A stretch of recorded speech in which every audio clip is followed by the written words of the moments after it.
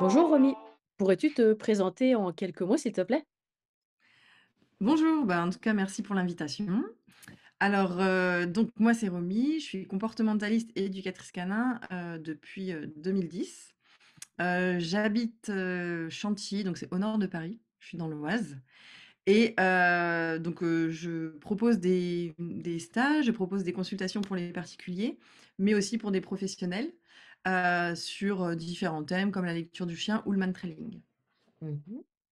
Je sais Ok, pas si tu veux en dire un peu plus ou pas, mais je pense que oui, tu peux. Enfin, je pense que enfin, les gens sont toujours curieux en fait et avides d'informations.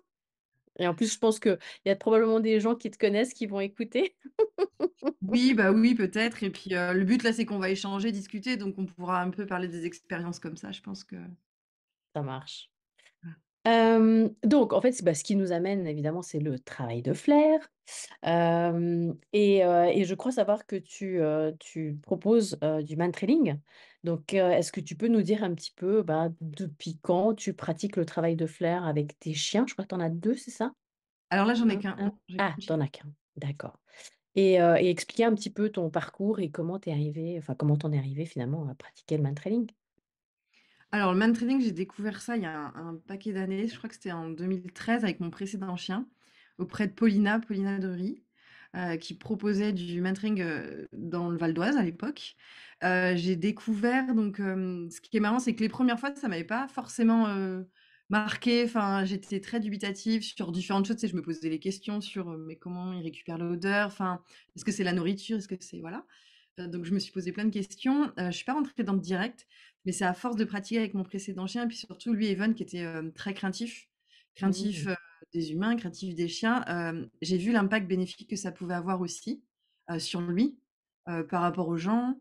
Ça m'a permis aussi de constater différentes choses. On en reparlera aussi. Tu m'avais posé enfin, il y avait des, sur la préparation de l'interview, il y avait plein de points que tu abordais par rapport aux bénéfices du man-trailing. Moi, je les ai vraiment constatés par rapport à ça, en voyant que mon chien, il était de plus en plus à l'aise sur certains points, que bah, j'apprenais à l'observer davantage. Donc, vraiment, en fait, j'ai commencé à bien rentrer dedans. Donc, j'ai fait ça, on va dire, une fois par mois, je crois, ou je me rappelle plus exactement de la fréquence. Et en 2017, au BP de Bougainville, bah, Paulina formait notamment pour pouvoir proposer des séances de man-training. Donc, et en tant que professionnelle, donc, j'ai fait la formation qui était sur 15 jours, je crois. Et à partir de ce moment-là, j'ai commencé à proposer à mes clients des séances de man-trailing. Et moi, je continuais toujours à côté avec mon chien, avec Evan. Et en fait, j'ai jamais arrêté. Et donc, je fais aussi régulièrement des stages avec des instructeurs, toujours de l'équipe de Paulina, Georgia Canine et tout. Et depuis que j'ai accueilli Highland, là, ma nouvelle chienne, depuis 2020, on en fait à peu près une fois par mois avec une asso qui est à côté de chez moi, Flair Play Man Training. Et là, on est tout le temps ensemble et j'adore. Parce qu'en plus, c'est bien aussi de voir avec un nouveau chien, bah, je vois des différences. Elle a commencé très jeune, elle a commencé à 4 mois.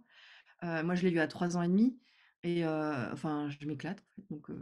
Donc j'adore proposer ça parce que même pour mes clients, j'adore voir en fait bah, le fait qu'ils soient bien ensemble, la joie qu'il peut y avoir à partir de ça et tout. Donc voilà, je Ouais. continue et j'adore et je le fais ça. Je propose des séances, on va dire, c'est 2 samedis par mois et puis 2 jours en semaine aussi, voilà. 4 fois par mois à peu près. Ok. Et donc, bah, du coup, tu parlais un petit peu de ta chienne que tu as actuellement. Est-ce que tu peux nous la présenter? Parce que moi, j'ai vu des photos et puis j'aime beaucoup, enfin, tu la présentes toujours avec beaucoup d'humour sur Instagram notamment.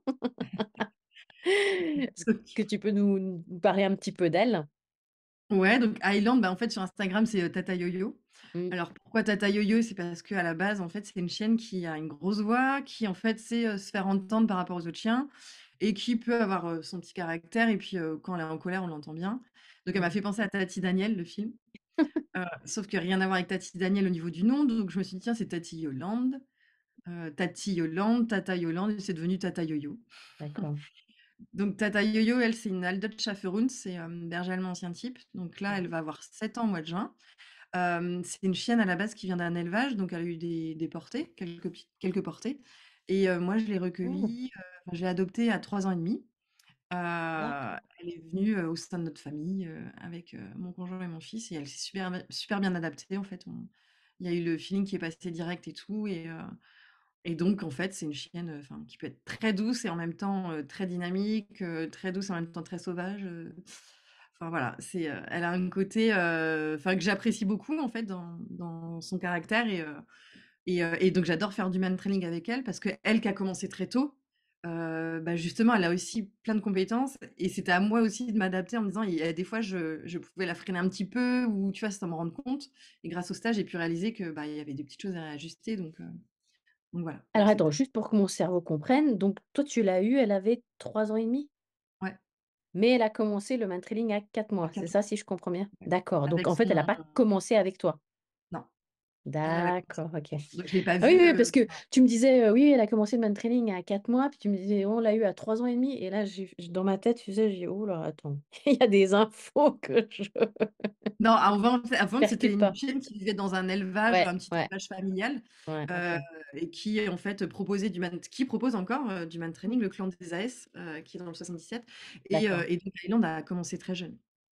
ça marche et ton chien précédent, Evan, c'était aussi un AS ou non?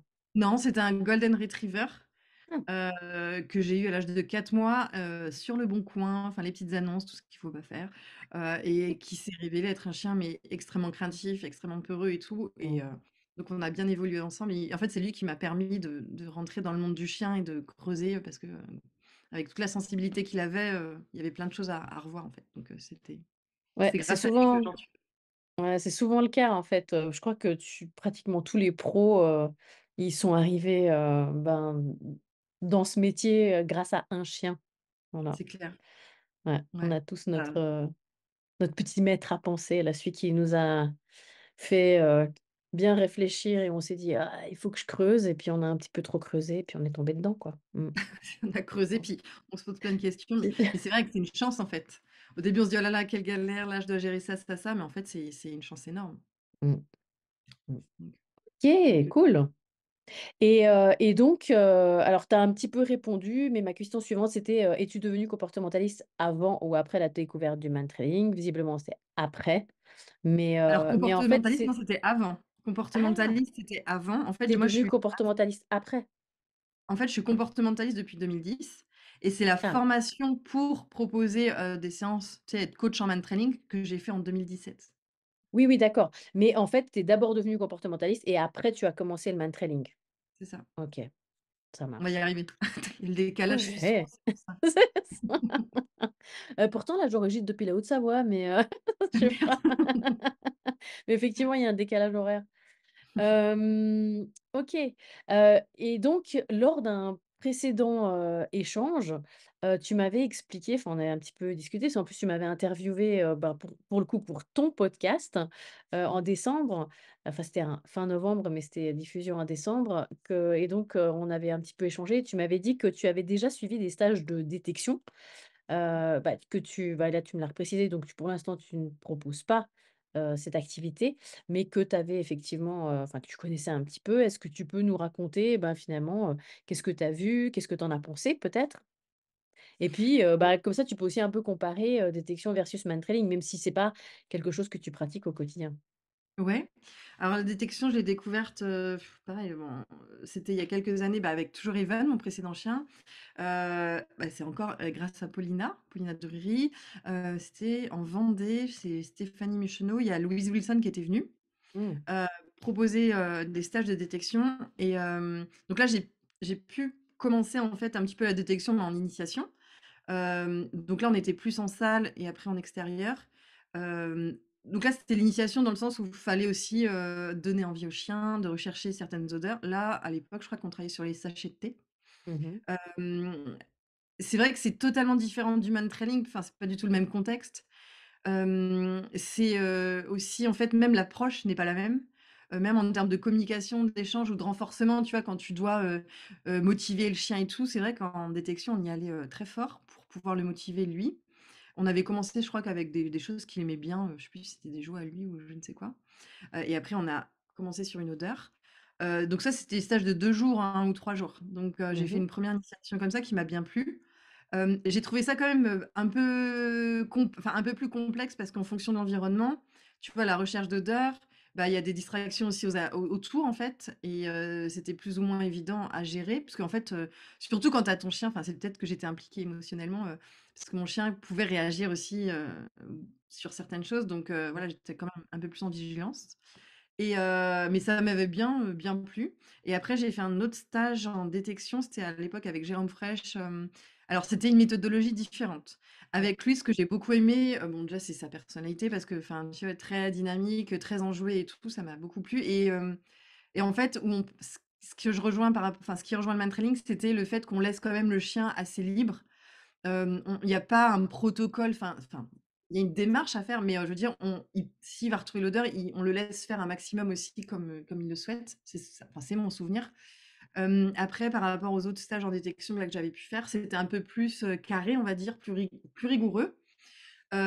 C'était aussi vachement intéressant, hein, mais vraiment dans l'approche, j'ai un souvenir différent. Donc après, je te Mmh. dis, ça remonte à quand même plusieurs années, donc ma mémoire, peut-être, oublie des choses, mais c'est en fait, ce que j'aime bien, c'est que tu as ce côté aussi, tu peux être en salle et le chien, bah, peut être en libre. Tu Ouais. pas, la fameuse attache que tu as en longe quand tu es en mantrailing. Donc c'est vraiment le chien, en fait, vas-y débrouille-toi. Dans la deuxième façon de travailler, on était un peu plus, guidant. Mmh. Fallait un peu plus diriger le chien, alors que dans la première, c'était un peu plus libre et bon, moi, je suis plus du en mode, vas-y, un peu plus freestyle, vas-y, enfin, montre-moi ce que tu peux faire et montre-moi comment tu as envie d'y arriver et on va ajuster. Évidemment, il y a besoin en fait, on est une équipe, hein, donc Mmh. faut pouvoir ajuster les choses. Mais c'est des souvenirs, assez, enfin, que j'ai bien aimé. C'était des bons moments à partager, mais comme je t'ai dit, je pratique pas et j'ai pas du tout, les compétences pour pouvoir en proposer et donc je suis contente de t'accueillir, en mai où tu pourras, pouvoir m'en apprendre davantage. Mais c'est vrai que pour moi, c'est à la fois complémentaire avec le mantrailing, mais en même temps très différent. Mmh. Et pour certains, clients ou certains collègues qui ont pu pratiquer les 2, bah, des fois, il y a des retours où justement on dit: «Bah, comme l'approche est tellement différente, parfois ça peut s'opposer». Alors ça, pour moi, j'aimerais bien aussi, en parler avec toi. On avait déjà un petit peu parlé, mais j'ai pas d'avis prononcé là-dessus, dans le sens où je ne pratique pas du tout la détection ou suffisamment de détection. Donc, Mmh. Donc c'était une question? bah, C'était oui, parce que c'est vrai est-ce que c'est que opposé? ouais, opposé, Bien. complémentaire, est-ce qu'un chien qui fait de la détection régulièrement, est-ce que c'est incompatible avec le fait de faire du mantrailing? Parce que, par exemple, en détection, le chien, il peut, bah, tu vois, en fonction des odeurs, rechercher beaucoup en aérien ou des choses comme ça.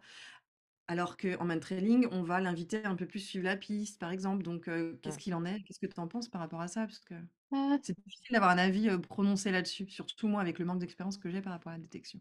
ben, c'est assez difficile parce que quand je réfléchis, moi j'ai qu'une seule chienne qui fait les 2, enfin qui alors du coup maintenant le trail, elle en fait plus vraiment et quand elle était en trail, elle avait vraiment le nez au sol et voilà. Mais parce que pour elle, elle a commencé plus tôt, enfin et elle a fait plus de trail quand elle était jeune que de détection. Il y en a qui disent que enfin, pour moi, je considère pas que ce soit incompatible. Je pense que c'est plutôt complémentaire parce qu'on travaille pas forcément sur les mêmes choses. Il y en a qui disent que, c'est mieux de pas mélanger parce qu'effectivement, quand tu as un chien qui fait de la détection, bah, il va commencer à faire du air scent. Moi, j'ai vu des chiens qui faisaient du air scent et qui faisaient pas de détection. Donc je suis pas sûre que, qu'en fait, enfin, je pense que c'est des compétences qui sont innées, enfin, qui voilà, que le chien a ou qu'il a pas. Heu et j'ai envie de dire, bah, ma foi, si après il utilise un peu, son nez et surtout sur la fin, enfin, je veux dire, s'il le fait en aérien et surtout sur la fin, quand il est sur le pool d'odeur, Mmh, j'ai envie de dire, il aurait tort de se priver. Enfin, à un moment donné, le chien, on lui demande surtout d'être efficace et pour, justement, bah, les fois où j'ai entendu, oui, il faut surtout pas faire les 2, j'ai jamais très bien compris. Parce que, bah, en tout cas, alors en France, je sais pas, mais en Suisse, ça c'est sûr, que ce soit au niveau de la douane ou au niveau de la police, les chiens font les 2. ouais, Donc j'ai envie de dire si vraiment fallait pas qu'ils fassent les 2, à mon avis, ça existerait pas. Enfin, voilà. ouais, Maintenant, ce qui est possible aussi, c'est que, hem, bah, quand tu fais de la détection, bah, il faut effectivement t'assurer que ton chien, il est bien le nez au sol et ça, c'est du coup des exercices un peu plus techniques et aujourd'hui, avec un petit peu l'essor, du mantrailing et il y a beaucoup de gens qui proposent du mantrailing, heu, c'est comme toute activité, tu as des gens qui sont hyper bien formés, qui ont des très bonnes compétences et d'autres un petit peu moins et peut-être que, bah, il y a des certaines personnes qui sont moins outillées pour, pour répondre, à cette problématique de comment amener un chien à être plus, le nez au sol. Voilà. Ouais. Mais honnêtement, enfin, alors personnellement, moi, je vois pas de contre-indication. Il y a des gens aussi qui disent, oui, les chiens, les chiens qui font du qui font de la détection, ils vont avoir tendance à couper les pistes. Tu vois? Si par exemple, Ouais, tu as c'est vrai une piste qui que va faire comme ça, le chien, il va faire comme ça. Moi, ça m'est arrivé avec, mon chien qui fait du mantrailing, Tom Tom. Lui, il a coupé une piste, mais lui, il fait pas de détection. Donc en fait, tu vois? c'est vrai que ça peut arriver à des chiens même qui le font pas et ça m'est arrivé plusieurs fois et après j'ai des chiens justement qui font les 2 et il y a des jours où oui, il y avait ce constat-là et d'autres pas du tout. Ouais. Ça dépendait aussi de l'environnement, ça dépendait des difficultés, ça dépendait, plein de choses. Après j'avais des retours intéressants aussi, de différents instructeurs. Il y en a une aussi qui avait dit et c'était une hypothèse aussi intéressante, c'était quand il y avait une grosse difficulté, Mmh. bah, le chien pouvait par contre, partir sur autre chose, notamment la quête en recherche d'odeur, enfin, tu vois? En plus, un peu plus, en fonctionnant différemment, plus en aérien et cetera, parce qu'il y a une difficulté, donc je pars sur autre chose, donc et ça peut être possible, mais Oui. est-ce que c'est lié à la détection ou pas? Faudrait plus de retours, je sais pas. Ouais, encore une fois, hein, je reviens à ce que j'ai dit, mais je pense que c'est des comportements qui sont déjà naturels. Ouais, Un chien qui, je sais pas, on va prendre l'exemple du gibier, qui va, traquer, du gibier à un moment donné où il va perdre peut-être la trace parce qu'il a été trop vite et que le gibier a changé, je sais pas, il a changé de direction ou il a fait un bond et du coup, la trace, elle reprend de manière plus nette un peu plus loin, je sais pas. Je suis pas spécialiste en gibier, mais j'imagine, tu vois, un cas de figure. Peut-être que, dans ce cas de figure-là, il va aussi, en fait, peut-être s'arrêter et puis faire un petit peu comme ça et ensuite repartir. Est-ce que c'est, tu vois? Et là, on peut pas l'accuser, que ce soit à cause de la détection. Enfin, voilà, c'est dans ce sens-là que je dis, pour moi, c'est des comportements qui sont naturels ouais. et je pense aussi que des fois, on veut un peu trop les mettre, dans des cases et du coup, alors oui, un chien qui a le nez au sol, c'est très bien, mais Ils un sont pas chien tous est un comme ça en chien, plus. ils sont opportunistes et s'il peut trouver d'autres, aides, pour aller plus vite ou pour aller au plus simple, ils vont le faire. De la même manière, moi, quand, je donne un stage de détection, ça m'intéresse de savoir quels chiens font du mantrailing. Parce que j'ai déjà vu des chiens, me pister, enfin, en tout cas, pister ma trace, parce que j'ai caché les odeurs et du coup, ils font clac, clac, clac et en fait, ils font pas de la détection, ils suivent ma piste pour savoir où j'ai caché l'odeur. Ouais. Et je peux pas leur en vouloir, c'est de bonne guerre. Ce qui fait que quand j'observe des chiens comme ça, ben, je vais bien polluer le truc, le Ouais. pourrir, et faire en sorte qu'il y ait pas de piste ou en tout cas le moins possible et là, ils se rendent vite compte que, waouh, en fait, il y a un énorme pool d'odeurs donc il faut qu'ils trouvent d'autres astuces. Donc c'est pour ça que, hem, à mon avis, incompatible, c'est pas, mais je pense qu'il faut juste être conscient de certaines choses et puis en prendre note et éventuellement, faire des exercices, adaptés pour, pallier, voilà, à l'un ou à l'autre. C'est-à-dire si en détection, tu as un chien qui va pister, la personne qui a caché les odeurs, ben, tu agis en conséquence et puis, si, tu as un chien de piste, qui se met, tout d'un coup en détection, eh bah, tu vas faire des exercices techniques pour qu'il se concentre bien sur la piste.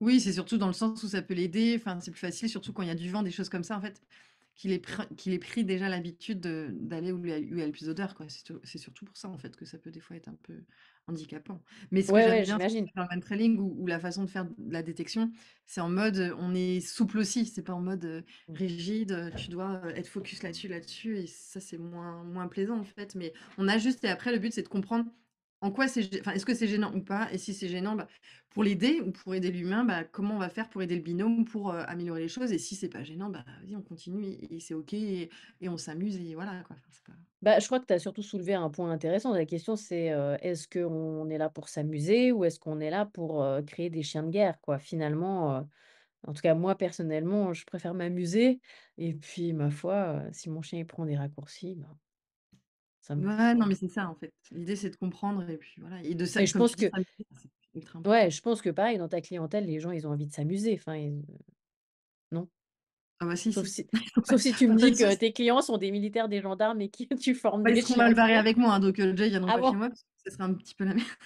C'est Ils vrai? seraient habitués. Bah, après, oui, en fait, il y a un côté évidemment, moi, je me suis formée, je fais des stages régulièrement, donc il y a un côté où j'aime justement, bah, apprendre, mettre en application des choses, mais après, c'est avec ma personnalité, j'aime bien aussi le côté, voilà, on s'amuse et on est cool et enfin, les enjeux, on joue pas à notre vie, en fait, donc ça va, hein, enfin, je veux dire, c'est il y a une bonne ambiance et moi, je tiens à ça aussi pour que, le chien en fait, voilà, il est là, il faut qu'il s'amuse, qu'il profite comme avec l'humain et il y a pas un mode, compétition, pression, c'est pas du tout l'objectif, quoi. En fait et je serais pas à l'aise avec ça, en fait, Ouais. ça veut pas dire que c'était mal de le faire, mais c'est que juste que moi, ça me correspondait pas et de toute façon, je serais nulle là-dessus puisque je t'ai dit, on n'irait pas loin, donc Tu dis quoi, en mantrailing? de quoi? Ou tu parles en mantrailing? Oui, oui, Tu mais dis: dans «On le n'irait sens pas où loin». en fait, voilà, il faut qu'il y ait un côté, oui, sérieux dans le sens où tu fais pas n'importe quoi. C'est pour ça que c'est aussi bien de se former et que je continue à faire des stages très régulièrement.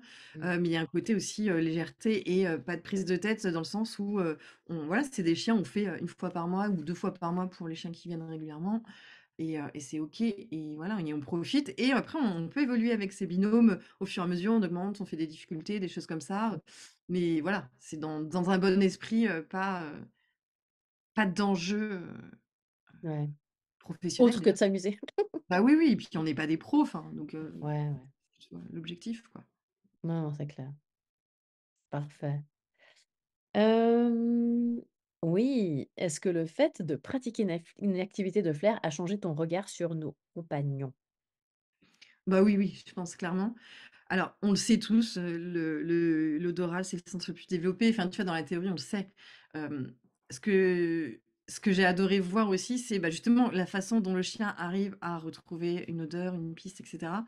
La façon dont il se concentre, bah et même toi, tu te dis: «Mais enfin, en fait, comment il fait?» En fait, c'est tellement inaccessible qu'on sait dans la théorie, mais enfin, j'aimerais tellement moi un jour qu'il y ait un truc là, tu sais, virtuel où tu arrives à sentir, enfin, tu sais, qu'il y a un truc qui vient au cerveau, on sent ce Mmh, qu'ils sentent, enfin c'est difficile de voir, enfin de constater ça. Donc ça m'impressionne toujours. Enfin moi je suis à fond dans quand je les vois faire et tout, enfin je trouve ça incroyable. Donc ça moi ça m'a permis de rentrer plus dans le monde du chien et mmh. de me dire: «Mais enfin en fait c'est fou». Enfin, en fait, de leur capacité, leur façon de se servir du flair et tout, enfin c'est impressionnant en fait. Donc déjà ce côté-là et en fait ça m'a montré aussi l'importance que ça avait de les laisser flairer, les bénéfices que ça pouvait leur apporter, ça ce que ça pouvait apporter aussi à la relation avec l'humain. Donc en fait, ouais, ça m'a permis de rentrer encore plus dans le monde du chien, en fait, je trouve. Ce côté, flair qui est énorme, en fait. Et du coup, par rapport à parce que donc toi, tu disais, tu as fait ta formation en 2010 et puis tu as découvert le mantrailing, bah, finalement peu de temps après, enfin, c'est-à-dire en 2013. Ouais. Hem, par rapport à ce que tu avais appris, en 2010 et ce que tu as découvert en 2013, est-ce que tu dirais que, ben, la découverte finalement de ces activités de flair ont orienté ou t'ont orienté aussi, bah, dans ta pratique en tant que comportementaliste et que peut-être que si tu avais pas découvert le mantrailing, tu tu coacherais, enfin, ou tu encadrerais différemment que tu le fais aujourd'hui? Bonne question. Parce que alors déjà de me rappeler à l'époque alors je pense que c'est en continuité, enfin, ça a jamais été non plus, révolutionnaire dans le sens où, je j'avais conscience de certaines choses, mais peut-être que ça m'a permis enfin faudrait que il aurait fallu que que je vois comment ça aurait été si j'avais pas fait la formation, mais c'est difficile. Mais, tu vois, comme on est tellement dans l'adaptation, tu vois, tu dois t'adapter, en main training au chien. Bah, s'il est à l'aise, pas à l'aise, s'il est jeune, s'il est plus vieux, si par rapport même à l'humain, par rapport Mmh, à l'environnement, en fait, tu es toujours dans l'adaptation et en fait, tu prends vraiment l'individu, enfin l'individu, c'est ce qui compte le plus. Tu regardes ouais. même pas la race, enfin si la race, tu vois, tu vas prendre en compte des choses, hein, mais c'est vraiment l'individu et mon approche, elle est tellement axée là-dessus, même en tant que comportementaliste, de s'adapter, s'adapter, s'adapter, pas mettre d'étiquette. Je m'en fous que ce soit un bulldog, je m'en fous que ce soit un malinois. Enfin, en fait, je vais prendre en compte lui et enfin et l'humain et ce couple-là et en fait, on va évoluer ensemble. Mais je vais pas partir sur des a priori. Moi, j'aime pas du tout les étiquettes, les a priori et le mantrailing, je trouve que c'est génial pour ça. C'est là, en fait, tu as quelqu'un qui arrive, un chien qui arrive et ben, en fait, OK, on va voir ce qu'il en est et en fait, on va s'adapter. On peut pas dire ce qui va se passer, on peut pas et c'est ça que j'adore et je pense que oui, ça a dû enfin, c'était intéressant cette question parce que j'ai jamais réfléchi à ça. Mais Ouais. sûrement que ça a dû orienter, enfin, en tout cas, ou pousser peut-être cette volonté d'aller, sur l'individualité, sur, me concentrer sur, bah, le fait que chaque individu est unique, quoi. Sûrement. Bonne question. Ça va m'amener à réfléchir encore. Mince, j'aurais dû te laisser un peu plus de temps Non, mais c'est vachement pour intéressant parce réfléchir. que, Ouais. c'est vrai qu'en plus, à la base, dans nos formations, par exemple, il y a plein de choses où, moi, en tant que comportementaliste, bon, l'éducation canine, c'était le mal et cetera. Enfin, c'était vraiment centré sur la famille, le chien. Donc en fait, le chien, en gros, comme il peut être dans la famille, pas d'activité, tu vois? Tout ce qui est agility, des choses, bon, ça m'a jamais trop branché, hein. Mais en gros, tout ce qui peut être un peu plus humain, on me proposait pas dans tous les cas. Là, le mantrailing, ce que j'aime, c'est qu'évidemment, bon, à la base, un chien, il va pas retrouver un enfin, il a pas forcément la volonté de retrouver un humain inconnu comme ça, hein. Mais en fait, on se sert quand même de son flair et de son plaisir de rechercher, de faire de la recherche, de la poursuite, et cetera. Enfin, pas de la poursuite, mais surtout de la recherche. En fait, on se sert de ses capacités, donc en fait, on répond quand même à un besoin. Donc en fait, c'est ça qui me plaît, c'est que tu réponds quand même à ce besoin et en même temps, tu es aussi proche de sa nature chien, enfin nature chien domestiqué, mais donc c'est ça que j'aime. Oui, bah, en fait, je te posais la question parce que, enfin, je veux pas dire que c'est une question légitime, mais moi, enfin, quand je parle, bah, que ce soit à des professionnels ou même des particuliers, souvent, il y a un espèce de avant-après, tu Ouais, vois? c'est vrai. Avant travail de flair et après, enfin, une fois qu'on a pris conscience de tout ça, parce qu'évidemment qu'on le sait dès que enfin, quand tu prends un chien, tu peux pas dire, que tu as pas observé qu'il avait du nez. Enfin, c'est pas possible de de dire, «Ah oui, non, j'avais pas remarqué qu'il reniflait un truc». Enfin, Ah, tu c'est vois? vrai, ça, Enfin tu as et trouvé, ouais. Mmh. enfin, voilà, sinon c'est un chien en peluche, quoi. Enfin, c'est pas voilà et mais par contre, ben, le fait de pratiquer une activité, de flair, ça va aussi aiguiser alors évidemment, ça va, comme tu disais, répondre aux besoins du chien, ça va, aussi quand même, bah, lui permettre d'acquérir un certain nombre de compétences Mmh mh. ou ouais, d'affiner ses compétences en la matière. Mais je trouve aussi que ça, ça développe l'œil de l'humain sur Ah son ouais, chien. clairement. Parce que, bah, que ce soit en détection, en man-trailing, tu es obligé d'observer les signaux. Déjà, rien que de savoir si ton chien il est dans le flair ou pas, s'il est focus ou pas, s'il est sur une distraction ou s'il est plutôt dans l'odeur. Enfin, et ça, je pense que bah, tu enseignes ça, tu vois, à cette observation-là, bah, décrypter tous ces comportements. Et moi, je sais souvent, bah, mes clients, enfin, clairement, ils me disent, je vois plus mon chien de la même façon. Enfin et moi, ça m'a fait ça avec mes chiens. Tu le vois sous un autre angle et là, tu as ouais, tu as totalement raison. Et c'est pour ça que je te disais, c'était en continuité aussi par rapport à mon approche, mais en tant que comportementaliste, parce qu'on insiste à fond sur la lecture, apprendre à décoder, son chien, observer et comme là, on est une équipe, c'est exactement ça, c'est tu dois observer ton chien, qu'est-ce qu'il est en train de te dire? Si tu l'écoutes pas, au bout d'un moment, il va dire: «Bah, tu m'écoutes pas, donc on arrête ou je vais me balader». Tandis que là, c'est vraiment basé sur l'écoute et c'est ça qui compte, et des fois, c'est un mouvement de queue, des fois, c'est battement de queue, des fois, c'est, tu vu sa position des oreilles, tu vu un coup de tête. T'as remarqué qu'après il a ralenti, après il relève la tête, après et en fait, si tu captes pas ça, alors ce qui est très dur quand tu en plus tu un chien rapide ou que toi tu es derrière, nous, c'est facile quand Mmh. on observe ou on coach, bah, tu es derrière, tu vois, bah, tu pas vu ça? Sauf que toi, quand tu le fais avec ton chien, tu es là: «Non putain, je vois rien, nin nin». Donc la vidéo peut servir aussi ou des Ouais. fois justement de ralentir et d'observer, dire: «Qu'est-ce qu'il te dit là?» et arrête de vouloir faire enfin pour lui d'ailleurs. C'est Mmh. ça que j'aime aussi dans le man training, c'est ce côté vas-y, le chien, c'est lui qui va nous guider. C'est pas nous qui allons le guider, c'est lui. Qu'est-ce que tu veux faire? Toi, tu as pas de flair. Donc il nous guide. Ça permet aussi beaucoup plus d'autonomie et ce changement de regard aussi pour des gens qui ont des difficultés avec leur chien. Là, tu le Mmh. vois en mode, bah, tu le vois sous avec toutes ses compétences, enfin, le fait qu'il s'amuse, en fait, tu oublies un peu les difficultés que tu as à côté et ça aussi, je Ouais. trouve ça génial pour ça et ça renforce énormément la relation. En plus de ce que tu dis au niveau affiner l'œil, ça, c'est vrai que ça revient souvent, quoi. Pour ceux Mmh, qui après, il y en a que c'est plus dur, hein, des gens, donc on doit aller vraiment les aider à voir un peu plus, mais la plupart, c'est ça qui ressort, ça, c'est vrai. mmh. Ah oui, bah, de toute façon, enfin, je on a tous commencé quelque part, hein, enfin, ce que tu disais, «Ah, tu as vu là le mouvement de queue? Tu as vu comme il t'a regardé? Tu as vu?» «Non, non, non». «OK». J'arrive. Ben, si tu le dis, c'est que ça doit être ça, enfin et puis on a appris et du coup, ben, après on apprend aux autres à apprendre. Mais oui, oui, alors c'est sûr que ça, c'est et je pense pour l'humain, c'est ce qu'il y a c'est le plus difficile. Ce qui sont les chiens, enfin, dans la plupart des cas, ils sont souvent très subtils et puis aussi très rapides, quoi. Et l'œil humain, il a pas cette, rapidité-là et comme tu disais, ouais, la vidéo, ça aide énormément. Mmh.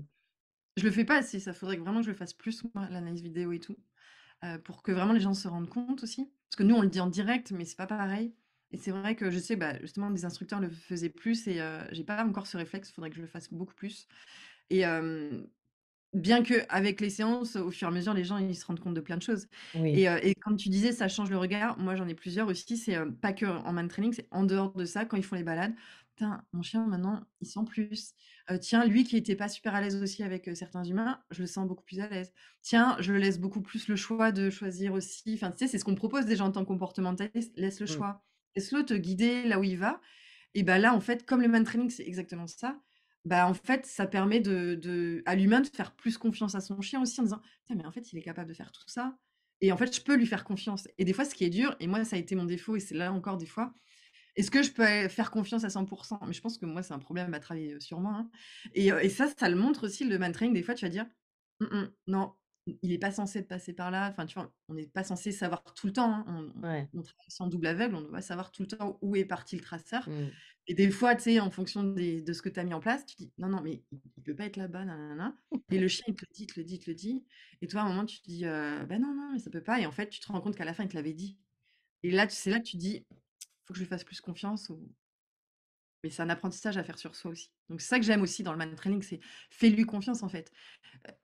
Écoute ce qu'il te dit. Il te dit des choses, en fait, et donc ça, c'est génial et pour renforcer la relation, c'est top parce que même le chien, il dit: «Oh, putain, il m'écoute», alors que d'habitude, il Ouais, m'écoutait peut-être pas et là, il m'écoute. Enfin, c'est génial. tellement. C'est tellement ça. Non, puis alors un truc, bah, ça rejoint un petit peu ce que tu disais, tu vois? Que les gens te disent, «Ah ouais, mais en fait, il renifle plus», enfin et des fois, bah, ça, c'est quelque chose qui revient régulièrement. Alors je ne sais pas si tes clients te font ces retours-là, mais ils me disent: «Ah oui, j'ai l'impression qu'il utilise encore plus son nez» et cetera et en fait, la discussion qu'on a là maintenant m'a fait réaliser quelque chose et je me pose la question en me disant: «Est-ce que vraiment le chien utilise plus son nez ou parce qu'on a attiré l'attention de l'humain sur les comportements dans le flair de leur chien, en fait, ce serait pas qu'ils le voient plus?» alors qu'avant, ils le voyaient pas et c'est pas que le chien renifle plus, c'est qu'eux identifient plus ou mieux, ces comportements. J'adore à C'est ça? chaque fois qu'on discute, il y a toujours des trucs qui font, «Tiens, j'ai réalisé», j'adore. Ouais. Mais c'est vrai, tu vois? Faudrait que je creuse un petit peu ça aussi. Ouais, est-ce que c'est l'humain qui, bah, a changé de regard et qui voit plus les choses? Est-ce que c'est l'humain qui justement, en lâchant prise aussi par rapport au man training ou la détection, en le laissant un peu plus faire, bah, est-ce que aussi, il le laisse plus faire en balade, plus sentir aussi? Enfin, faudrait voir. Mais ouais, c'est vachement intéressant. Faudrait Mmh. creuser ça. Ouais, faut qu'on observe plus l'humain. Job du boulot. Non mais oui. Non mais c'est vrai que c'est Non, vachement parce que intéressant. c'est toujours l'histoire de l'œuf ou la poule. Enfin, finalement, c'est, est-ce que réellement le chien utilise plus son nez une fois qu'il se met à faire de la détection, et ou du man-trailing? Ou est-ce que c'est simplement que nous, enfin, en tant qu'humains, je suis vraiment au sens très large du terme quand je dis «nous», finalement, on n'aurait pas plus l'acquisition de compétences pour mieux les lire? Ouais, Et du clairement. coup enfin et tout d'un coup, comme en fait on doit beaucoup les observer, en entraînement, que ce soit en trail ou en détection, bah, on se met pas à le faire aussi plus, ben, en dehors, quoi. Alors qu'avant, on faisait la balade en mode un petit peu presque mécanique, Ouais, enfin, carrément. genre: «Faut que je sorte mon chien». Ouais, là, tu bah, oui et ça, quand tu me dis: «Qu'est-ce que ça a amené le man training?» Voilà, mais évidemment, tu regardes et tu vois, toi, tu as été épaté en mode: «Putain, il a senti 2 brins d'herbe, qu'est-ce qu'il a fait?» Enfin, tu vois, tu t'imagines qu'est-ce qu'il est en train de les gens, la plupart, c'est, «Qu'est-ce qu'il y a?» «Non, mais tu as vu ce qu'il a fait, là?» Tu vois, tu es en mode, tu es épaté parce que et en fait, tu dis et après, tu vois un comportement qui émerge derrière ça, tu te dis: «Putain, il y a eu un truc là, il a capté». Alors, pareil, il y a la frustration en mode: «Qu'est-ce qu'il a Ouais. lu, là, en SMS?» ou «Qu'est-ce que, Mmh. tel, chien lui a laissé comme message?» J'en sais rien. Mais c'est vrai qu'on est beaucoup plus attentif à ça, au mouvement des narines, donc en effet, là, comme tu me dis ça, sûrement que moi, Even, enfin, j'ai pas le souvenir avant de me dire: «Tiens, je regardais comment il sentait», enfin, mais sûrement qu'il devait le faire, mais je le regardais peut-être pas autant, ouais. Mmh. Ah Even, je sais pas puisque je l'ai eu direct et on l'a fait donc et j'étais déjà un peu là-dedans Ouais. donc mais ouais, ça sera à creuser avec, nos clients, essayer de voir, ce que ça a apporté par rapport à ça. Je crée un questionnaire type, tu sais, de avant, après et puis on regarde les différences. Ce serait intéressant. Genre, en promenade, qu'observez-vous comme comportement? Et puis, tu sais, tu reposes la question 6 mois plus tard: «En promenade, qu'observez-vous comme comportement?» Ça, ce serait Ah mais intéressant. ouais, hein, Parce que là, du coup, enfin, c'est une question toute bête, mais par contre, tu peux avoir un comparatif, quoi. Il y a ouais, moyen. carrément. Mmh. Étude à creuser. Ouais, nickel. Alors, ben, du coup, là, on parlait, ben, enfin, voilà, parce que le man-trailing, finalement, bah, tu fais beaucoup, enfin, tu proposes quand même pas mal, hein, 4 fois par mois, c'est très, très, très, très bien. Et du coup, ben, le fait d'utiliser, enfin, ou de proposer le man-trailing, est-ce que tu le mets en complément, dans ta pratique, en tant que comportementaliste? Est-ce que tu utilises, le travail de flair auprès de certains chiens, justement pour les aider, pour une problématique, XY? Ouais. Je vais le proposer, hein, après c'est évidemment le choix des personnes de venir ou pas. Mais oui, par exemple, un chien qui, bah, on parlait de tout à l'heure de chiens craintifs par rapport aux humains. Mmh mh. Bah, là, clairement, ça peut être très utile. Évidemment, en s'adaptant, évidemment, c'est pas en forçant le chien à retrouver enfin, tu vois, d'aller jusqu'au traceur, jusqu'à la victime, à l'obliger, pas du tout. C'est, Mmh. je vais te montrer que tu peux évoluer dans un environnement où il y a des humains et en fait, c'est OK et c'est même cool de les retrouver et donc ça peut aider énormément et ça, je l'ai constaté, ça, c'est Mmh sûr. mh. Des chiens aussi moins à l'aise dans certains environnements aussi, quand on adapte de manière progressive et tout, on voit des évolutions aussi, un impact à côté.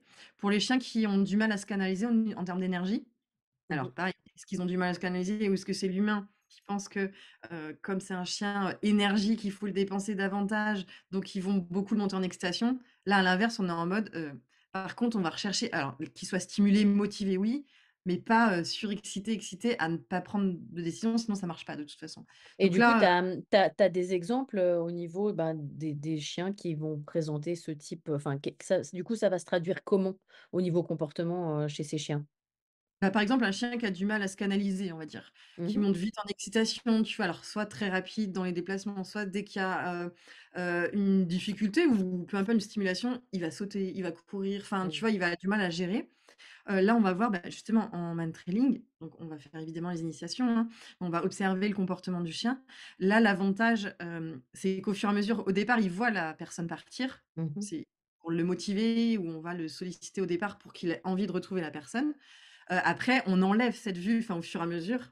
Donc, on va, cacher la vue, enfin cacher, on va pas, percer les yeux, hein, mais on va mettre quelque chose devant pour qu'il voit de moins en moins. Et là, comme il voit de moins en moins, il est obligé de se concentrer pour retrouver l'odeur. Mais là, c'est à nous aussi d'ajuster, par exemple, en termes d'attitude. Si le chien, il monte déjà en excitation, quand on va l'inviter à venir, on va pas être en mode: «Allez, viens me chercher», enfin, tu vois, à le solliciter à fond. On va y Mmh. aller plus tranquille et à le motiver, on va ajuster et en fait, tu vas voir le chien qui se concentre, qui, par exemple, quand il y a un changement de direction, bah, tu vas le voir ralentir ou lever la tête et si il est trop excité ou si l'humain va trop vite en le suivant, le chien, il va continuer vachement loin et là, tu dis: «Non, non, là, regardez, attends, ralentissez pour que le chien, on l'aide à se poser un peu plus et regarde ce qu'il te dit» et après, on va Mmh. l'aider si pour lui, c'est encore difficile au départ, mais au fur et à mesure, il va ajuster et après, tu vas le voir de plus en plus, bah, trouver, changer de direction, se concentrer et c'est surtout que tu vois l'après en mode le chien, juste avant, il était une bombe et il a fait la piste, bim, après il est KO, quoi. Donc là aussi Mmh. et il y a des chiens d'ailleurs, ceux qui dépensent beaucoup d'énergie, tu leur fais une, 2, enfin, tu sais, quand tu fais les initiations, plusieurs petites pistes, il y en a au bout de la troisième déjà, ils sont en mode pourtant c'est pas des longues pistes, hein, mais ils ont tellement tout donné ou en termes d'énergie, ils sont KO et Mmh. donc pareil, tu dois tout le temps ajuster donc Ça, je c'est pour ça que c'est ultra utile parce qu'en fait, on se rend compte que, bah, ouais, les chiens, ils ont besoin, d'être stimulés, mais pas dans l'excitation. C'est, pose-toi, apprends, il sait réfléchir, mais on te met dans des conditions pour que tu proposes des choses, pour que tu réfléchisses et c'est surtout ton humain, regarde, il y a plein de gens qui disent: «Non, mais il va pas y arriver, hein, vu comment nin et en fait, bah, si, regarde. Mais c'est à nous, Mmh. par contre, de bien observer le chien, pour le mettre dans les bonnes conditions. Mmh. Sinon, tu peux Mmh. passer à côté, ça, c'est sûr. Ouais. Ouais, clair. Et pour les chiens craintifs, ça peut être, tu as des chiens au départ, ils voient, l'humain qui est caché en mode, il y en a, ils s'arrêtent à, je sais pas, 15 mètres en mode: «Je vais pas plus loin». Mais il nous l'a dit qu'il était là et donc c'est à nous de dire: «OK, tu me l'as dit, beh, c'est très bien, hein». Et après, en fait, alors, c'est les seules fois où j'utilise la nourriture, tu sais, à la fin pour motiver, enfin, tu as une association en gros. Tu as de la nourriture, donc là, on va pas forcer le chien à aller. Il m'a dit qu'il était derrière cet arbre-là, par exemple. Ouais. Je vais dire à son humain: «Vas-y, bah, éloigne-toi, prends la nourriture s'il a envie Mmh. de le prendre» et ce qu'on va constater, c'est est-ce que le chien, il mange ou pas déjà? Est-ce qu'il est en Mmh. capacité? Parce que s'il est trop stressé, il le fera pas et en fait, tu vas voir qu'au fur et à mesure des pistes, le chien, il se rapproche de lui-même et là, par contre, on briefe à fond les traceurs, les victimes en mode, surtout, tu bouges pas, tu regardes pas dans les yeux, enfin, en Mmh. fonction du profil du chien, et en fait, on voit des évolutions. Le chien, au fur et à mesure, tiens, il se rapproche, il vient et ça, je trouve ça génial. Mmh. Et du Donc coup, tes clients, enfin, bah, ça nous amène à une question que je voulais te poser plus tard, mais en fait, bah, enfin, je veux dire, là, c'est assez, on est dans le sujet. Ben, par rapport à ces chiens-là, qui visiblement ont des entre guillemets «problèmes de comportement», j'ai toujours un peu de peine avec ce terme-là, mais non, des enfin, difficultés, enfin ou ouais, ouais, ouais, certaines choses. qui ont des difficultés dans certains contextes. Hem, Est-ce que tu as observé, bah, justement des évolutions positives, mais du coup, enfin, pas forcément, enfin, là, tu parlais dans le cadre du man-training, mais qui vont se transposer ensuite dans la vie de tous les jours? Parce qu'évidemment, même si tu en enfin, tu proposes 4 fois par mois et les gens, ils sont H24, 7/7. Donc quid, enfin, que se passe-t-il, quand, bah, ils te quittent? Enfin, Ouais. du coup, Bah, en les fait, cheval ça rejoint un peu ce que tu disais tout à l'heure, enfin, tu sais, quand tu me disais: «Qu'est-ce que ça leur apporte et tout?» En fait, déjà, ils voient autrement leur chien. En disant, bah, par exemple, ce chien qui avait du mal à se canaliser et tout, mais en fait, ils se rendent compte que, bah, en fait, il peut se canaliser, hein. Donc déjà, en amenant les bonnes conditions, on arrive à lui faire faire ça, enfin, à ce qu'il se pose plus. Donc en fait, eux, ils vont changer aussi un peu de regard. Ça va rejoindre un petit peu aussi, si je les suis à côté en comportementaliste, bah, toute mon approche sur, bah, on va mmh, rechercher un peu plus le calme, la réflexion, la stimulation mentale, et cetera. En fait, ça va appuyer ces arguments. Donc mmh, déjà, ils vont mettre des choses en place par rapport à ça. Donc avoir un autre regard et après pour les chiens, bah, en fait, à force de proposer, ce genre de stimulation, bah, en fait, eux-mêmes sont peut-être plus à la recherche aussi, bah, de prise d'odeur, on me disait en balade, par exemple. Donc, hem, alors est-ce que c'est l'humain qui les laisse plus faire ou est-ce que c'est lui qui le fait? Enfin, peu importe. Mais en tout cas, il y a des choses qui évoluent à ce niveau-là. Il est plus posé, il peut plus se concentrer. Évidemment, il faut quand même qu'il y ait une cohérence avec tout ce qui est mis en place à côté, hein. mmh, Mais en fait, ça amène ça. En fait, ce que je remarque à chaque fois, c'est que ça évolue, la relation, elle évolue en général entre l'humain et son chien mmh, et en fait, au fur et à mesure des séances, tu vois des changements. Quand on parlait de la lecture, tu vois, ils arrivent à mieux décoder leur chien. Ils se posent plus de questions en disant parce que quand on le voit, le chien, bah, là, tu as compris pourquoi il a pas pu aller ou changer de direction? Bon, hors conditions météorologiques, gibier et cetera, mais bah, ouais, c'est vrai que je l'ai poussé en avançant beaucoup plus alors que lui, il avançait déjà rapidement. Ah bah, en fait, quand je le canalise ou enfin, quand je ralentis un petit peu ou je me canalise, mmh. ou je lui parle pas, parce qu'à chaque fois on dit: «Taisez-vous, taisez-vous». Le fait de moins parler, bah, ils sont plus dans l'observation. Donc là aussi, ça a un impact à côté et tu as des chiens qui sont plus posés. Pour les chiens craintifs, avec les humains, bah, à force d'avoir des bonnes expériences, ou en tout cas expériences neutres, un maximum positives, bah, derrière, en fait, on voit aussi des évolutions. Et Mmh. comme les gens laissent plus leurs chiens, ils font plus confiance, il y a aussi des chiens, bah, ils prennent plus confiance en eux, plus d'initiative, plus de choix et en fait, ça a un impact énorme sur aussi, leur quotidien et sur, bah, le fait qu'on les laisse s'exprimer davantage et donc, bah, ça peut être que bénéfique, hein. Mmh. Je vois pas de choses négatives, en fait. Alors je suis pas objective, hein, mais je vois pas en quoi ça pourrait empirer, Alors je hem je vais pas te contredire, mais je suis pas objective non plus, donc je bah, ouais, mais en tout cas, c'est ça, c'est le constat, c'est de dire, bah, en fait, il y a plein d'évolutions. Évidemment qu'il y a une cohérence et ça se résume pas qu'à une seule chose. Mais, c'est le travail du flair, enfin, tout ce qui est autour du flair, c'est énorme, je trouve que ce que ça apporte, quoi. mmh. Après, il y a aussi, alors ça, c'est quelque chose qui est des fois difficile pour nous les humains, parce que je m'inclus, hein, parce que des fois, je peux être contrôlante, mais bah, quand les chiens sont dans le travail de flair, bah, on n'a pas le contrôle justement. Enfin, ou on devrait pas, et si on met du contrôle, ben, c'est là qu'on voit que ça ne marche pas. Hem et peut-être aussi, bah, pour rejoindre un petit peu ce que tu disais et ce que tu as observé, c'est pour enfin et ça va de pair, c'est que quelque part, à partir du moment où on va faire plus, confiance au chien, et ben, on va lâcher, du contrôle et le fait de lâcher du contrôle, bah, le chien, il a quand même, mine de rien, moins de pression et hem et ce qui fait que, que c'est comme, quand, toi, tu es hyper tendu et puis on te fait un bon massage et puis après tu es détendu, quoi, donc je pense que ça a aussi un petit peu le même effet. Je Carrément. sais pas si Je suis totalement d'accord. En fait, c'est ouais, c'est penser ce côté, penser du soir, bonsoir, c'est ça. de quoi? Je dis penser du soir, bonsoir, c'est un truc qui me vient. Non, mais c'est vrai, c'est ce côté, bah, là, tu dois lui faire confiance, en fait.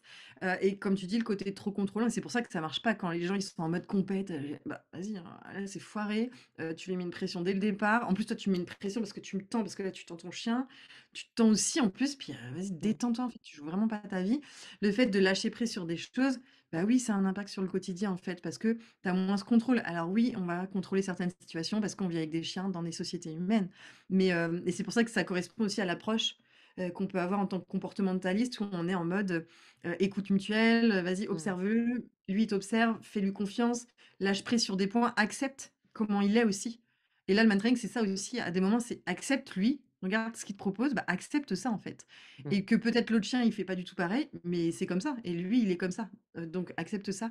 Et c'est vrai que ça amène tout ce côté, comme tu dis, moins contrôlant, lâcher prise et tout. Et c'est ultra bénéfique, même pour l'humain en fait.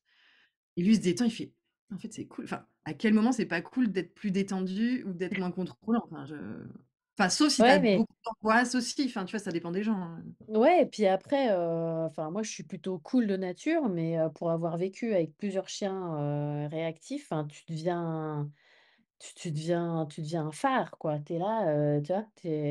Tu deviens un radar ouais, c'est pas toujours facile, enfin même si je suis quelqu'un de plutôt, calme, de base, quand tu dois être en alerte parce que q ben, alors maintenant que je suis à la campagne, enfin c'est un peu moins, mais quand j'étais à Genève, enfin moi je vivais, heu, même si j'étais en campagne et pas en centre-ville, c'est très peuplé. Enfin, faut imaginer, un peu la région parisienne, quoi. Il y a forcément du monde, partout. Tu vois? Il y a pas de moment où tu croises personne que par exemple maintenant où, je peux balader, chaque jour et pendant 2 semaines, je vois personne, quoi. Mais, et moi j'avais une chienne qui était, réactive chien et en plus dans un pays où, c'est quelque chose qui est très, surveillé. C'est-à-dire? Puisque hem En fait, on a les s le, si tu veux, le SCAF, enfin les affaires vétérinaires, qui serait l'équivalent en France de la DDPP, ça fait Ouais. voilà. Et en fait, la loi suisse dit que, ton chien a l'interdiction de, mordre, bien évidemment, poursuivre ou effrayer tout animal ou être humain. Ah ouais, et c'est écrit dans C'est la loi, d'accord. OK. Oui. Donc tu imagines la pression. Voilà et que, à partir du moment où tu as une annonce de morsure, que ce soit sur chien ou humain bah, tu es convoqué. Tu es convoqué et tu dois démontrer que tu as la maîtrise de ton chien et si c'est pas le cas, ah bah, alors là, ça se complique un petit peu. Évidemment, ils vérifient que le chien, parce que parfois c'est des concours circonstances, mais ce que je veux dire, c'est que c'est quand même ça met quand même une énorme pression Ouais. sur l'humain, tu vois? Tu te dis, tu pas le droit à l'erreur, c'est pas genre il y a enfin voilà, moi, j'ai mon voisin, ses chiens, quand je suis arrivée ici, ils venaient régulièrement. Il y avait des jours, mes chiens, ça leur posait pas de problème, puis il y a des jours, ils disaient: «Écoute, dégage», donc ils avaient des espèces d'explications entre eux et puis, moi, chaque fois, j'étais un petit peu mal à l'aise, puis mon voisin me dit: «Ah non, une histoire de chien», enfin, tu vois? Enfin, c'est une mentalité complètement différente. Pas les mêmes. Parce que moi ah bah, ouais, parce que moi, je venais, de la ville et genre, tu avais un chien qui grognait et Salian, il me disait: «Ouais, votre chien, il est agressif», enfin, tu vois? Enfin, ouais, donc c'était pas la même ambiance et forcément que quand tu as cette pression de la société, bah, même si tu es quelqu'un de cool, c'est compliqué d'être très détendu quand tu as un chien qui est réactif et qui potentiellement enfin, tu sais que ça peut poser problème, quoi. Ouais. Alors après, nous, ici, on n'a pas le permis. Bon, les évaluations comportementales, on les a, si, chien mordeur, là, on Mmh. peut avoir ça. Après, le côté pression, regard social, je pense que ça, on pourra te dire qu'en France, il y en a enfin, on est beaucoup à en discuter et tout. C'est très présent, en fait. Un chien qui aboie, un chien qui réagit, c'est, en fait, c'est mal vu. De toute façon, c'est j'ai envie de te dire comme un enfant qui, va oser, hausser le ton. En fait, on est dans une culture où quand même, faut pas faire trop de bruit. Tu vois, un chien qui aboie fort, bon, la mienne, en plus, elle a une grosse voix. Enfin, direct, c'est enfin, tu vois? Donc on n'a pas ce côté loi, comme ça, à ce point-là, mais sauf, en cas de morsure. Mais en tout cas, on le côté pression, on peut l'avoir et on peut se la mettre. Alors des fois, on l'a pas forcément, les gens nous la mettent pas forcément, mais c'est nous qui nous la mettons et ça, c'est vrai qu'en évoluant ou en habitant avec des chiens, comme ça, moi, mon précédent chien, c'était ça, un conduite agressive, par peur sur humain, chien et qui pouvait y aller fort. Donc, Mmh. en mode, tu pas du tout détente. En plus, c'est un golden retriever, donc bah, c'est pas normal, c'est Mais gentil, oui, il est voilà. gentil! Tu vois, les trucs à la con, donc en plus, ça te met encore plus de pression et en plus, tu es comportementaliste. Merci. Donc tu vois, c'est le côté ça aussi, des fois, on se le met la pression et c'est pour ça, là, je ouais, je suis d'accord avec toi et moi, j'ai ce côté-là où encore je peux l'avoir avec Highland sur certaines situations, que j'arrive pas encore à lâcher totalement prise et je sais pas si j'y arriverai un jour. Mais en tout cas, c'est ce côté et je trouve que le mentoring amène en tout cas je pense qu'il m'a aidé sûrement à lâcher prise sur des points, mais dans la vie de tous les jours, je vais pas être autant détendue, par exemple, que dans le mantrailing et le mantrailing, ça apporte une bulle d'air et en fait, ces bulles d'air, elles sont nécessaires pour aussi, tu te ressources. Tu vois, ce qu'on disait, Mmh. comment tu vois ton chien? Bah, quand ton chien, il a tendance à être réactif, surréactif, à réagir sur des choses et tu vois? Et ça te met du stress, bah, là, tu es en mode comme en plus, c'est quand même dans un cadre assez géré où on va prendre en compte les difficultés que tu peux avoir ou avec ton chien et que ton chien a, bah, là, en fait, c'est une bulle d'air, c'est en fait, c'est là, c'est bon, quoi et comme les chiens, en plus, si ton chien réagit sur les autres, bah, c'est un chien par un chien, donc tu t'en fiches et on va gérer l'environnement aussi, donc c'est OK. Bah, c'est ça, c'est ce que j'allais dire. Comme en plus, en général, on est entre guillemets «une équipe» et si on sait que, enfin, tout d'un coup, il y a un chien qui approche en libre, nous, on l'a déjà eu fait, enfin, tu fais un peu barrière ou tu vas à l'encontre du chien et puis en général, tu lui dis: «Non, écoute, tu vas pas aller voir le copain, tu retournes là-bas» et voilà et ça se passe bien et du coup, la personne, enfin, l'humain derrière qui est, en trail avec son chien, mais il se sent aussi en sécurité parce qu'il sait qu'il y a d'autres gens pour intervenir et c'est pas comme si tu es tout seul, je sais pas, en pleine forêt, avec ton chien et puis, je sais pas, 2 chiens qui débarquent, quoi. Donc donc alors, concernant, oui, l'environnement, c'était ça, hein. C'est comme tu disais, l'avantage en mantrailing, c'est qu'on peut gérer l'environnement. Donc même pour des chiens qui ont tendance à réagir, bah, on est dans un cadre de confiance, puisque en fait, on sait que ça va être géré par, bah, soit par le coach, soit par, les autres participants et on sait que un autre chien va pas venir sur nous ou les humains, si le chien a peur des humains, ben, on sait qu'on va pas, être confronter le chien à des situations où il est mal à l'aise, où il est en difficulté et donc cette fameuse bulle d'air est ultra importante, pour l'humain, pour se ressourcer et puis, faire face à d'autres difficultés au quotidien derrière. Mais à force de vivre des expériences comme ça, où il lâche un peu plus prise, où il est plus détendu, bah, évidemment que ça a un impact derrière, en fait, hein, donc Ouais, il va prendre confiance. voilà. Mmh. Ça n'empêche pas qu'il y a un travail à faire si tu as des vraies problématiques à côté, avec, un professionnel, si tu as Ouais, besoin. donc toi, en fait, tu fais un mix des 2. Enfin, c'est-à-dire que tu vas insérer le man-trailing dans le cadre d'un programme, de rééducation comportementale complet, c'est ça? Si je comprends bien? En fait, c'est un complément, c'est une aide, par Mmh. rapport aux besoins, mais c'est en fait, je le propose, mais je vais pas dire, ça fait partie de ce qu'on met en place, il y aura le man training. C'est je le propose, je mets tout en avant, tous les avantages, tous les bénéfices et ça va m'aider, enfin ça va aider le chien, dans certaines situations. Oui, Heu, en fait, c'est un outil que tu vas utiliser au même titre que d'autres outils finalement, voilà. c'est ça? Après, il faut que l'humain, ait envie de le faire. Parce que des Mmh. fois, je sais que c'est des plein de bénéfices pour le chien. Il y a des humains, ça enfin, il y en a qui adorent et il y en a, ça branche pas du tout, hein. Il y en a, ils ont essayé, c'est pas leur délire.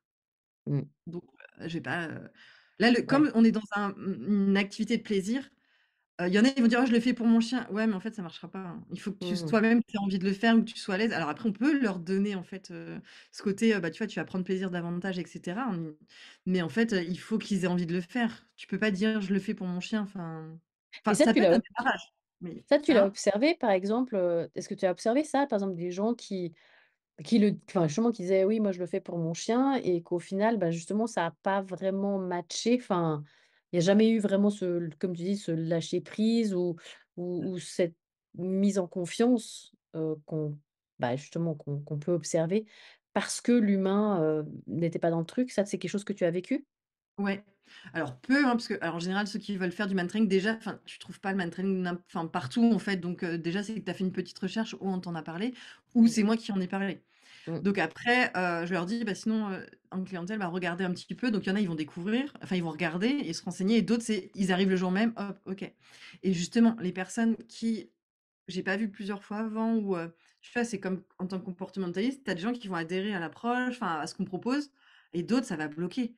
Enfin, au niveau philosophique, au niveau, enfin, de ce que tu mets en place, il y a des trucs, en mmh, fait, on n'a pas du tout la même vision et ils ont le droit et en fait, ça matche pas entre nous.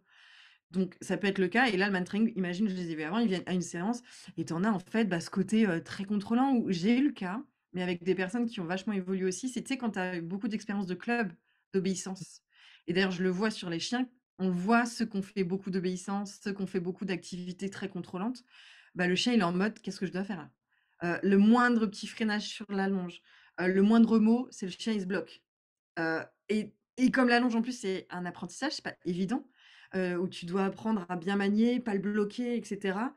Bah, alors ceux très sensibles ou qui ont été très surconditionnés et cetera, c'est plus galère. Alors il y en a qui évoluent et tu le vois au fur et à mesure: «Tiens, tiens, il lâche prise, tiens». D'ailleurs le chien, comme il prend de l'autonomie et de la confiance, il écoute un peu moins l'humain et cetera et donc l'humain au final, il lâche un peu prise là-dessus. Mais tu en as d'autres, quand ils ont trop besoin de ça, ce contrôle, enfin tu vois? Ah non, ça matche pas, enfin, c'est pas une activité, enfin, pareil, si tu fais des concours d'obéissance à fond, enfin, tu sais, plein de trucs, il y a un moment, ça va pas trop avec, en fait. Donc, mmh, je peux le rencontrer, c'est rare, mais j'ai pu le rencontrer et tu sens que ça matche pas, en fait. Ou le mmh, côté, bah, fais confiance, en fait, à ton chien. Vas-y, mais ils arrivent pas. Alors ouais, après, ils ont leur expérience, hein, et leur histoire. Donc il y en a beaucoup, ça évolue, hein, enfin, j'en ai beaucoup, beaucoup, beaucoup et d'autres, bah, ça peut arriver, que ça matche pas et c'est pas grave, hein. C'est mmh, c'est plus rare en général, mais ça arrive, hein. C'est normal, en fait. C'est mmh et ouais. Bah, tu as un petit peu, répondu, mais on va creuser un peu plus. Finalement, c'est, ben, d'après toi, à qui s'adresse le mantrailing? Qui peut participer? Tu vois? Enfin, alors, je sais pas, il y a pas c'est un peu mettre, les gens dans des cases ou les chiens dans des cases de faire un petit peu ce genre de constat ou mais finalement, oui, pour toi, voilà, qu'est-ce que ça peut toucher? en fait, j'ai envie de te dire, tout le monde. Enfin, tu vois, c'est le Je truc, me doutais que tu allais répondre ça, mais tu vois, réponse bateau et justement, c'est pour tout le monde, en fait, pour tous les chiens, pour tout le monde. On va ajuster à chaque fois. Alors après, oui, mais même, tu vois, des gens, enfin, c'est sûr, faut un minimum de santé physique où tu peux quand même marcher ou voilà. Après, on peut ajuster. Tu as des gens qui ont des difficultés à marcher un petit peu, ben, on va pas les mettre, dans le sous-bois, faire koh comme on peut faire avec d'autres. Tu vois, on va dire: «OK, on va prendre plus des chemins ou des choses comme ça», donc on peut s'adapter. Après, évidemment, il y a une limite, quand même, mmh, physique. Après, c'est pour les chiens, c'est vraiment pour tous les chiens aussi. Pareil, on va ajuster, hein, même, des brachycéphales, enfin, tu vas adapter, même en fonction de l'âge. Des vieux chiens, ils peuvent le faire, mais tu vas ajuster la longueur. Des chiots, tu vas le faire aussi. Tu vas proposer différentes choses, différentes initiations et tout. Donc en fait, pour moi, c'est pour tout le monde et après, bah, juste les prérequis, c'est, être curieux, quoi. Être ouvert et curieux, tu as envie de découvrir des choses, tu as envie d'aller plus loin et ben, viens, en fait. En fait, je vais jamais refuser personne.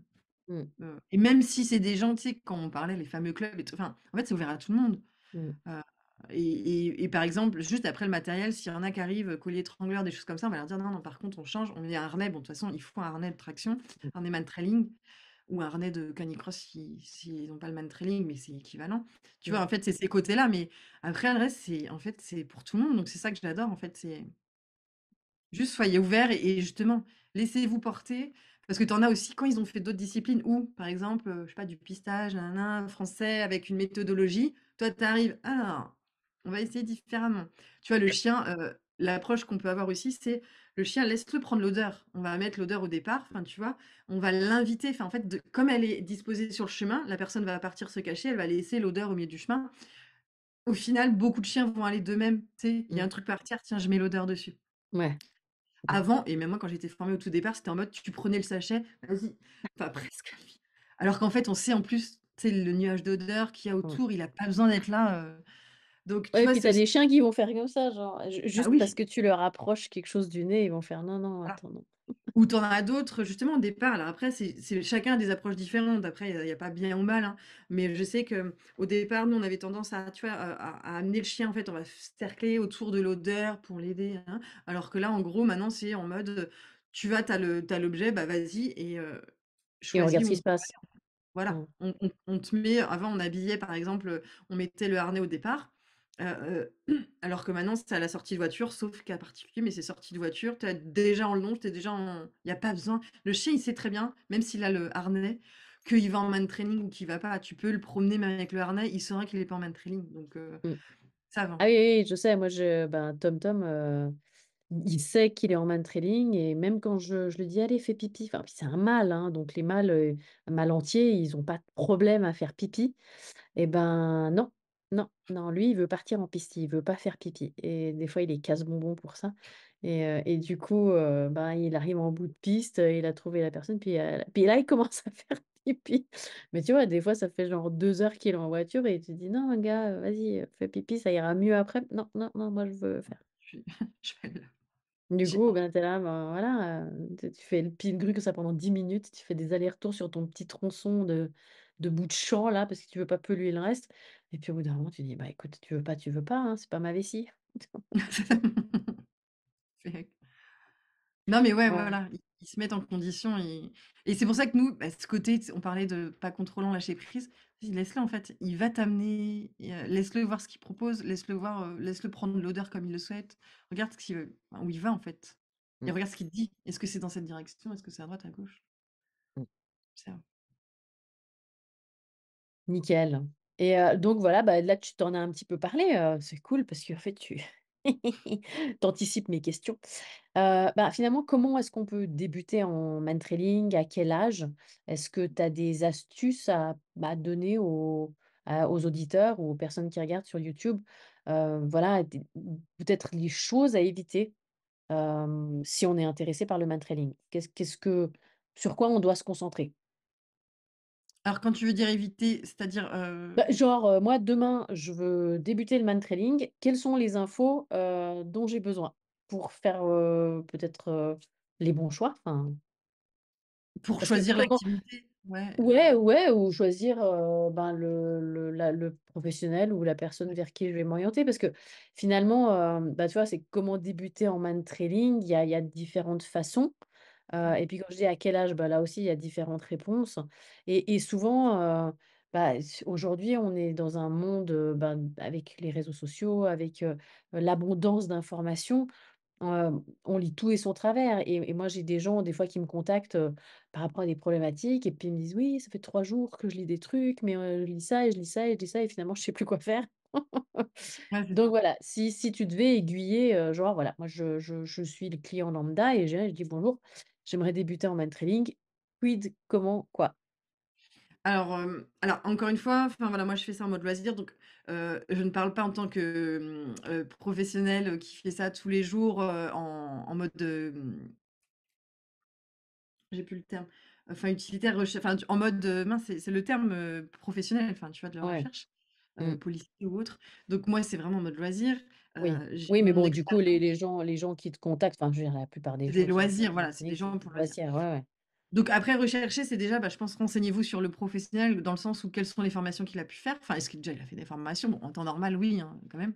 Ça, c'est comme j'ai envie de dire dans toutes les approches. Où est-ce qu'il s'est formé? Comment il s'est formé? Est-ce que lui-même, je trouve ça important, moi, quand même, qu'il puisse pratiquer aussi. Mmh, Alors, tu vas pas forcément le savoir s'il pratique, mais il faut quand même qu'il ait l'expérience aussi là-dessus, hein. Parce que si tu te formes juste et que tu pratiques pas à côté, tu te rends pas compte de ce qu'on disait tout à l'heure. Il faut que tu puisses aussi, avoir quelqu'un qui pratique à côté et à la fois aussi qui puisse proposer ces activités-là. Regarder, bah, en termes même, d'approche, enfin, si c'est bien respectueux du chien, est-ce que les messages te mmh, parlent? Et après en termes d'âge, bah, en fait, tu peux commencer des petits, hein. Dès 2 mois et demi, 3 mois, ton chiot il est là, tu vas ajuster évidemment. ouais, Mais en fait, on peut démarrer, des petits et même, on peut le faire, sans longe en fait. En gros, on va l'inviter à aller rechercher la personne. En fait, faut qu'il ait envie d'aller vers la personne qui va se cacher. et Mmh. donc il peut être en libre et dès le départ et donc moi j'en ai eu à 3 mois en fait, donc c'est trop bien et Super, après ouais. l'idéal c'est qu'il puisse venir, régulièrement donc en général la majeure partie c'est une fois par mois et tu en Mmh, as, moi j'en ai qui sont à fond, ils viennent 2 fois par mois, mais en mmh, la grosse majorité c'est une fois par mois. Une fois que le chien est lancé, c'est pas grave, il peut, même faire des pauses, t'inquiète qu'il oublie pas derrière, hein et après ouais, nous c'est on ça. réajuste. Mais en fait, Mmh, c'est vraiment ouvert à tout le monde. Après, c'est vraiment regarder, voilà, qui propose, où est-ce qu'ils sont formés, quitte à assister à une séance en disant: «Bah, est-ce que je mmh, peux venir voir sans venir avec son chien à la limite?» Comme ça, tu mmh, regardes, mmh, tu peux aller voir le professionnel comme ça, tu demandes, hem et puis voilà, après je pense que c'est tout, hein. Après c'est découvrir et puis est-ce que ça te plaît ou pas, après je pense que c'est au feeling. Il faut aussi s'écouter en disant: «Bah, moi ça me parle» et regarde ton chien. Comment il mmh, est là? Est-ce qu'il se mmh, sent bien? Est-ce que, avant la séance et après il y a une différence? Est-ce que tu le vois, bah, plus à l'aise? Est-ce que tu le vois plus content? Est-ce que enfin, regarde en fait. Il mmh, faut que enfin ton chien il dit les choses. Si par contre, je sais pas, il bloque ou toi-même tu es pas à l'aise et tout, bah, non, mmh, enfin cherche à comprendre pourquoi. Ça veut pas dire que c'est la faute du pro, hein, mais il y a quelque chose qui peut peut-être bloquer donc en fait pour moi c'est voilà, démarcher un petit peu. Après n'hésitez pas aussi à contacter, bah, il y en a qui peuvent me contacter directement en me disant: «Bah, est-ce que dans ma région il y a?» parce que comme on est un réseau, tu vois, on peut ouais, orienter, hein, ça je le fais souvent, «Tiens, bah, mmh, contacte telle personne qui est là», parce que je sais qu'elle en propose et je sais que la formation qu'elle a eue, elle est top ou voilà. Donc on mmh, peut, voilà, ne pas hésiter à demander ceux qui pratiquent, même s'ils sont pas de votre région: «Est-ce que vous avez mmh, des contacts dans ma région?» Ça peut être très bien aussi, mmh. de bouche à oreille. Top, Après, voilà, donc après faut nickel. tester. Bah, justement, alors la question suivante, c'était comment est-ce qu'on peut te contacter? Alors, bah, sur Instagram, ça je sais, parce que moi je suis une fan de tes publications, il y a toujours beaucoup d'humour, j'adore ça. Et sinon, tu as un Bah, site alors donc Kiff ton internet, chien, tu bah, il y a mon site internet. mmh, Si il y a des gens dans l'Oise, ils peuvent regarder parce que j'ai un calendrier où je propose toutes les dates de man training. mmh, Il y a même des petits stages sur 2 jours là que je propose, depuis, quelque temps ou sur une journée, enfin depuis récemment je veux dire. Donc le site internet Kiffe ton chien, et sinon par mail kiffetonchien@gmail.com et Instagram, c'est là où je communique le plus, où je mets des petites ouais. photos, des petites vidéos, des choses comme ça. Et puis il y a ton podcast aussi, Et bah, oui, tes oui. épisodes de podcast qui sont Podcast vachement Kiffe ton bien. chien. Moi je les ai, j'en ai écouté plein en décembre, je me suis fait la série là et c'était vachement cool. Ouais, avec plein d'intervenants et donc Ouais, bah, ouais, il y a le tien aussi. Alors je sais ouais, plus ouais. l'épisode combien de mais on pourra, vous Ah, je pourrez crois que c'était dans réécouter. les premiers, je sais pas si c'était le 2 ou le 3 ou 3 ou 4 ou il me semble que c'était au Oui, début. peut-être le 3. Ouais, ouais, en tout Ouais, cas dans les ouais, débuts. Donc mmh, on mmh, peut te retrouver sur cet épisode. Donc ouais, Kiffe ton chien sur le podcast. ouais Je j'essaie bon là, je suis un peu en retard et sur les puis tu épisodes. ah ouais? Mais tu as plein de en plus d'intervenants de qualité, j'ai appris 2-3 enfin il y a une chose qui m'a marquée et depuis ça me poursuit et C'est mais quoi? c'est bien, j'aime bien que ça fait réfléchir. On ne gère pas C'est quoi ses qui t'a marqué? émotions. Tu dis: «Il y a une chose qui t'a marqué?» Ouais. Ne C'est quoi? on gère pas les émotions. Ah! Oui, ça c'est C'était Véronique. Ah d'ailleurs, vous pouvez suivre Véronique, mais moi aussi en plus j'ai du mal parce que je le dis alors et je et sais pas du si coup depuis j'ai oui vas-y, il faudrait qu'il apprenne à mais moi aussi comment ça m'arrive. dire?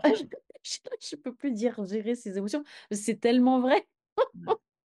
Mais et c'est j'ai, vrai que c'est dur. à mieux se gérer, heu, En tu fait, sais? gérer son comportement, mais on en discutait avec Véronique, je dis: «Mais c'est tellement courant», puis même moi, j'ai du mal à lire et je comprends, hein, comment elle le dit. Donc c'est Véronique de Yes Home. Si vous voulez regarder ces petits, webinaires sur les émotions, ou le podcast, l'écouter, c'est vachement intéressant et en disant: «Bah, ouais, une émotion, elle est là, heu, tu vas pas la gérer, tu vas pas la transformer, tu vas pas enfin, elle est là, elle Non, existe». par contre, il y a la gestion des impulsions et en fait, Bah, c'est voilà, ça. Ouais, donc c'est le maintenant je comportement gère. plus, ouais, les Mais réactions. mais mais c'est tellement devenu, dans le langage populaire, tu vois? Enfin, on dit, c'est comme cette expression, enfin moi j'ai toujours eu de la peine, des un chien réactif. Ah bah, enfin s'il réagit pas, il est mort. Enfin donc forcément qu'il est réactif et c'est devenu un peu le terme poli pour, comportement d'agression. Mais Ouais. moi, enfin quand j'ai commencé il y a plus de 20 ans, ça existait pas réactif. Tu vois, moi les premières fois que j'ai entendu réactif, il réagit à quoi? Enfin, tu sais, Il réagit c'était tout court. Non, mais c'est vrai et c'est un terme courant et moi je l'utilisais beaucoup. Là, je l'utilise un peu moins, mais c'est le terme courant quand on parle ensemble, tu vois? Même entre pros, c'est réactif et au final, ça serait à la limite surréactif ou tu vois? Un oui, c'est truc, ça. Ou hyper mais réactif. Enfin, ouais. on peut avoir un chien hyper réactif, mais réactif, c'est normal. Je veux dire, moi, j'ouvre le frigo, mes chiens, ils réagissent, enfin, et puis ils auraient tort de se priver, tu vois? Non, mais il y a plein de termes, je pense, bon là, pareil, ce serait un autre sujet de podcast, mais Ouais. il y a plein de choses à revoir, sur la façon après c'est le langage courant, après faut pas se prendre la tête, c'est des choses où on Non, comprend, non. mais ça a quand même une importance et donc ça Non, mais tu vois, cette histoire de gestion des émotions et je me disais: «Mais oui, c'est vrai, enfin, je veux dire, quand tu es en colère, tu es en colère, tu pas envie que quelqu'un te dise: "Oui, il faut que tu apprennes à gérer". Ben non, je suis en colère». Enfin c'est ça. et je me suis dit: «C'est tellement vrai et pourquoi est-ce que nos chiens, ils auraient pas le droit d'être en colère ou d'être tristes ou d'être» je sais pas. Bah, la Mmh. société fait que déjà on a un Oui, oui, souci oui. à Oui. laisser exprimer les émotions. Bon, ça va mieux aujourd'hui, hein, mais tu vois, dans l'éducation, dans plein de choses, donc les chiens quand ils font trop de bruit ou quand ils expriment des choses, c'est pas bon, comme nous d'ailleurs, donc Non, non, mais c'est clair, mais c'est tellement évident qu'on gère pas les émotions, que du coup, maintenant, c'est compliqué parce que dans ma tête, j'ai pas encore trouvé le tu vois? oui, il y a un mot qui bloque, moi aussi, à chaque fois je Mmh. fais: «Gestion», mais en fait, j'arrive pas, alors j'essaye de détourner, mais j'ai pas le terme, donc je redemanderai à Véronique, voilà, tiens, trouve-nous Ouais. une expression Oui pour, et chaque fois que j'entends quelqu'un qui me dit: «Oui, parce que mon chien, il a du mal à gérer ses émotions», dans ma tête, je suis là: c'est normal, c'est pas possible». Tu sais? Puis je me dis: «Bon, tais-toi, tu vas pas commencer tout de suite là à faire un laïus là-dessus». écoute Véronique, tu peux, Véronique elle dit: «C'est pas possible», donc ouais, non mais c'est vrai, hein. Mais c'est bien, Ouais. ça permet d'évoluer, de se poser davantage de questions et de creuser, quoi. Mmh mh. Ah ouais, ouais, c'est clair, c'est clair. Non, mais c'est ça que j'adore, c'est pour ça que j'aime ce métier, enfin, c'est que se remettre tout le temps en question, moi, ça me fascine, quoi. Puis toujours C'est bien, découvrir des trucs et puis j'ai, il y a pas de ça fait 20 ans que j'apprends, moi, je vivement les 20 prochaines années, quoi. c'est clair, il y a plein de choses encore à voir. Ouais, on n'a pas Ah fini. ouais, c'est sûr. Impec! Un petit mot de la fin? Genre une conclusion, évidemment, en rapport avec le flair, quoi, mais un petit mot de la fin, je veux bien. Bah, comme dirait tata Yo-Yo, hein: «Laisse flairer ton chien et laisse-le, quoi». Enfin, ouais, laisse flairer ton chien, en fait. Peu importe comment, mais que ce soit dans la Mmh, détection de mentoring ou en balade, mais laisse-le flairer, quoi. C'est la vie. mmh, super, c'est un beau mot de la fin. Nickel. Bah, écoute, je te remercie infiniment. Et puis, ben, de toute façon, nous, on se verra, bientôt, dans Bientôt, quelques mois. au mois de mai, donc Donc d'ailleurs, ceux qui écoutent, si jamais vous avez envie de venir dans l'Oise revoir ou découvrir, Laure, elle viendra au mois de mai, donc contactez-moi pour un stage sur la détection. En tout cas, et merci beaucoup, c'était super agréable, le podcast comme à chaque fois. Enfin, à chaque merci à fois, toi on en refera d'autres, j'espère. et je me réjouis que les gens le découvrent. Ouais, non, c'était top. Nickel. Merci beaucoup. Merci À beaucoup. tout bientôt. À plus.